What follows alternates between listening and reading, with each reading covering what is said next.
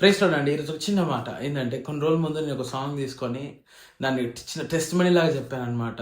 అదే అసలు డానియల్ ప్రణీత్ గారు రాసిన సాంగ్ ఏమైనా చేయగలవు, కథ మొత్తం మార్చగలవు అన్నప్పుడు చూడండి, చాలామంది ఏమంటారంటే, అవునా బ్రదర్, నిజంగానే మన స్టోరీ చేంజ్ అవుతుందా, నిజంగానే మన లైఫ్ మారుతుందా, మా లైఫ్లో ఒక టెస్టిమనీ ఉందా అలా అన్నప్పుడు ఏంటంటే, ఇన్ని సంవత్సరాలు కష్టాలు చూసి చూసి చూసి లైఫ్ ఇంకా మారదులే అనుకొని వాళ్ళు ఒక సర్టన్ సిచ్యువేషన్స్లో సర్టన్ మెంటాలిటీతో ఉన్నారు. కానీ ఒక మాట నేను చెప్తానండి, దేవుడు మన కథ మారుస్తాడు. 100% దేవుడు మన కథ మారుస్తాడు.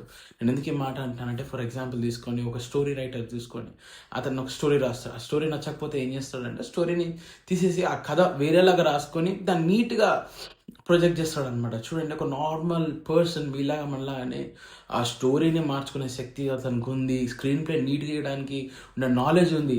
The God who has created the heaven and the earth, మనని క్రియేట్ చేసిన దేవుడు, మనకు ఊపిరి పోసిన దేవుడు ఏం మన లైఫ్ని చేంజ్ చేయలేడా? ఏం మన లైఫ్లో టెస్ట్ మనీ రాదా? చూడండి, మన బాధలు బాధలు ఉన్నాయి, కానీ ఆ బాధలను మనం ఎప్పుడైతే ఆరాధిస్తామో, ఆ బాధలో మనం ఎప్పుడైతే నిరీక్షణ పొంది మనం ప్రార్థన కంటిన్యూగా చేసుకుంటూ బైబిల్ స్టడీ పర్ఫెక్ట్గా చేస్తుంటామో, చూడండి, we will see a great miracle in your life. I saw a great miracle in your life and you will also see a great miracle in your life. అందుకే నేను చెప్తున్నా అంటే, keep praying, boost up your faith in your pain, and you will be blessed in Jesus' mighty name. Amen.